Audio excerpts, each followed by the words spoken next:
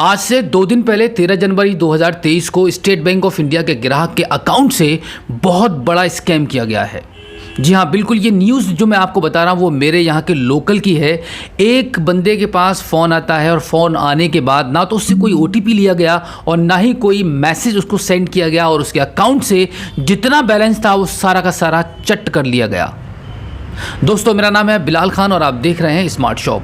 आज की इस वीडियो में हम एक ऐसे मुद्दे के बारे में बात करने वाले हैं जो कि लोगों को परेशान कर रखा है। लोग बर्बाद हो रहे हैं, तबाह हो रहे हैं, लेकिन उनका कोई भी सॉल्यूशन कहीं से भी नहीं मिल पा रहा है। अगर आपका भी किसी भी बैंक में अकाउंट है तो आपको सतर्क होना पड़ेगा और समझना पड़ेगा कि कैसे आपकी बैंक अकाउंट की सुरक्षा हो सकती है, कैसे आप अपने पैसे को सेफ मान सकते हैं अगर आपका पैसा बैंक में भी डिपॉजिट है।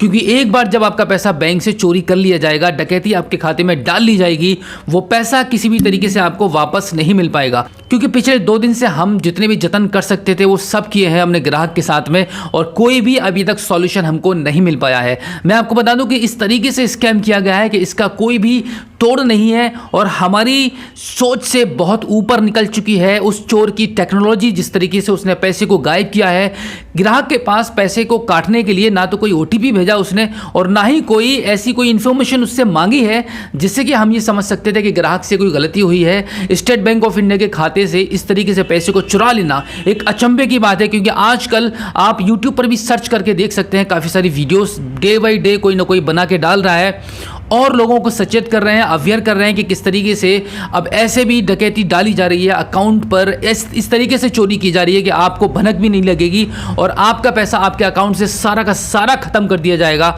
आपके अकाउंट में अगर बचेगा तो सिर्फ 0। आप अपनी स्क्रीन पर देख सकते हैं जो स्क्रीनशॉट हम आपको शेयर कर रहे हैं वो बिल्कुल स्टेटमेंट के हैं।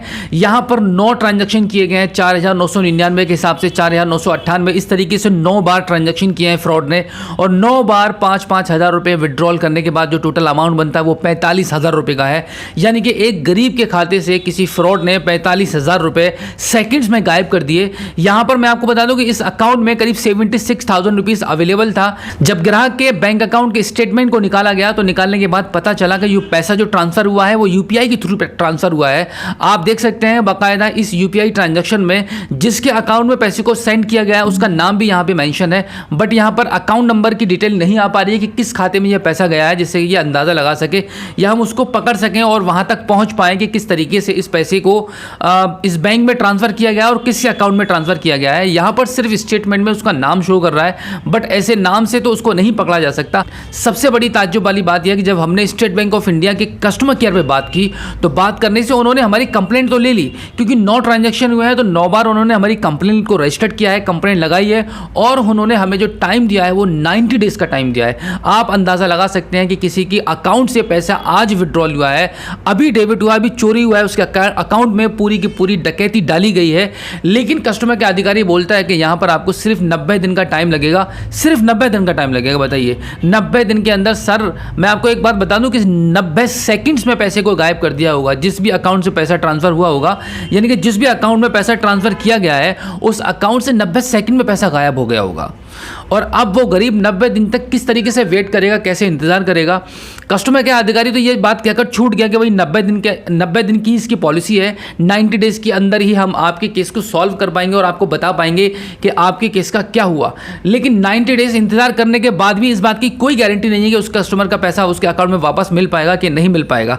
और इसी के साथ मैं आपको बता दूं कि हमारे पास इसकी रिकॉर्डिंग है, हमने रिकॉर्डिंग भी कर रखी है कि कस्टमर के सामने जो बात की है उन्होंने हमें एक नंबर बताया कि आप हमसे तो कंप्लेंट करा ही रहे हैं, इसके साथ ही साथ में आप साइबर क्राइम पर भी आप एक कॉल कीजिएगा। जिन्होंने नंबर बताया था आप स्क्रीन पर देख पा रहे हैं 1930 नंबर पर हम जब कॉल करते हैं, आप भी इस नंबर को लगाकर देख सकते हैं, ये नंबर बिल्कुल भी नहीं लगेगा, ये नंबर सर्विस में है ही नहीं। तो आप अंदाज़ा लगाइएगा कि हमारे इंडिया के चोर जो टेक्निकल डकैत हैं वो कितने स्मार्ट हैं, कितने मतलब आगे हैं।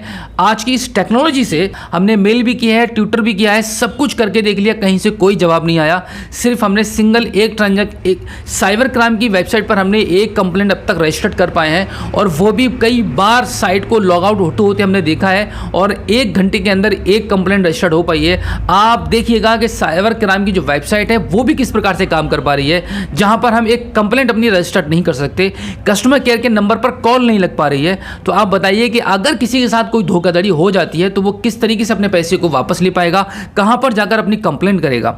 हमने फिर अपने स्टेट बैंक ऑफ इंडिया के मैनेजर से ऑन कॉल बात की और उनको अपनी इस मसले को बताया, क्योंकि शाम को 6:30 बजे की ये वारदात है, तो शाम को 6 बजे बैंक बंद रहता है, लेकिन हमारे पास स्टेट बैंक ऑफ इंडिया के मैनेजर का कॉन्टैक्ट नंबर था।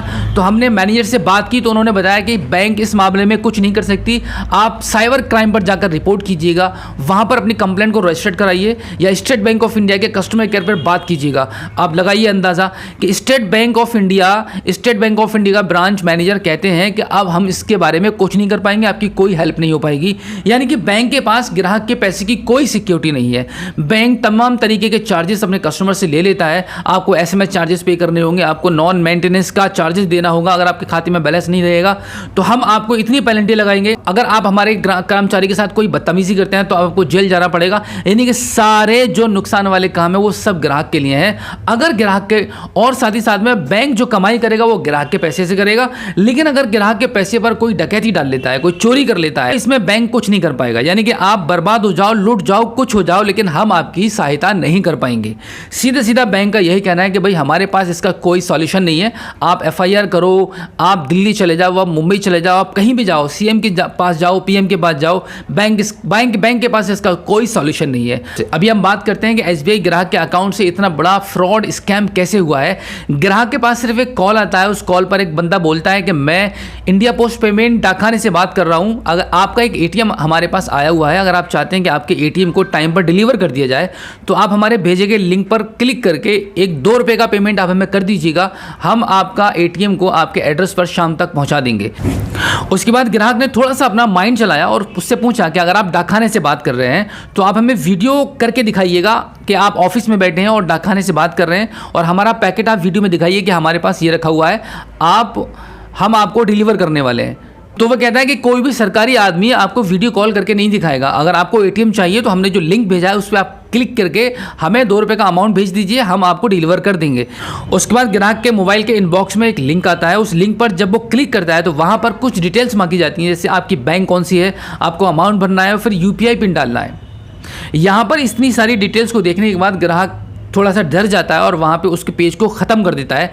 वहाँ पर कोई भी डिटेल नहीं डाली गई है, ना तो कोई ओटीपी शेयर किया गया है, ना डिटेल भरी गई है, सिर्फ लिंक को क्लिक करके ओपन करके देखा था उसने, उसके बाद कोई भी डिटेल उसके अंदर एंटर नहीं की है, क्योंकि एंटर की होती है तो उसके बैंक स्टेटमेंट में कुछ 1-2 रुपये के डेबिट ट्रांजैक्शन की कोई डिटेल्स होती है। हमने ट्रांजैक्शन को चेक किया है, हमने स्टेटमेंट को चेक किया है, वहाँ पर 1-2 रुपये को सेंड करने की कोई भी डिटेल नहीं थी। इसका मतलब ग्राहक ने कोई भी पैसा उसको ट्रांसफ़र नहीं किया है, सिर्फ लिंक पर क्लिक कर दिया था।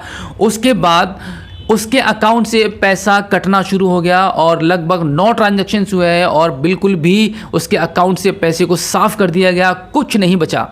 आप स्क्रीन पर देख सकते हैं कि उसके अकाउंट में 9 ट्रांजैक्शन होने के बाद 26,000 रुपये का अमाउंट बाकी बचा था। उसके बाद ग्राहक ने आधार कार्ड के माध्यम से उस 26,000 रुपये को अपने विड्रॉल किया है।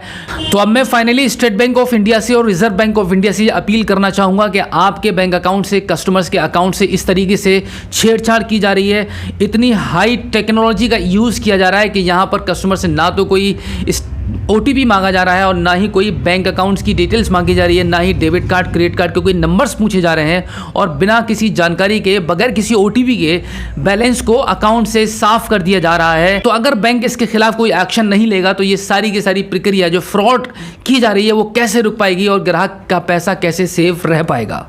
तो दोस्तों फाइनली मैं आपको बता दूं कि अगर आपका भी किसी भी बैंक में अकाउंट है तो आपको थोड़ा होशियार रहना पड़ेगा। आप ये मत समझना कि आपके पास कोई कॉल नहीं आया तो आपके साथ फ्रॉड नहीं हो सकता है। भाई साहब ऐसी टेक्नोलॉजी ईजाद कर दी है इन चोरों ने कि आपके पास कोई भी ओटीपी, कोई भी मैसेज भेजने की उनको ज़रूरत नहीं है। सारा का सारा वो आपके नंबर का क्लोन बनाकर बाईपास कर देंगे, आपके पास कुछ भी नहीं आने वाला है। एक्चुअल जो टेक्नोलॉजी है वो आपके नंबर को बाईपास कर देगी। यानी कि जो चोर बैठे हुए हैं ना अपने घर में छुपकर, वो जो आपके अकाउंट्स पर नज़र डाले हुए हैं वो आपके नंबर को बाईपास कर देंगे, आपके नंबर का क्लोन बनाकर अपने पास रख लेते हैं, पूरा का पूरा एक्सेस उनके पास आ जाता है, फिर जो मर्जी उनके वो करना चाहें वो कर सकते हैं। तो दोस्तों ये थी आज की एक दुर्घटना जिसके बारे में मैंने आपको जानकारी दी है। उम्मीद करूंगा कि आप भी अपने पैसे को, अपने बैलेंस को, अपने बैंक को सेव रखेंगे। मिलते हैं आपसे किसी और एक अगली वीडियो में एक नई जानकारी के साथ, एक नई अपडेट के साथ और एक नई जोश के साथ। तब तक के लिए जय हिंद।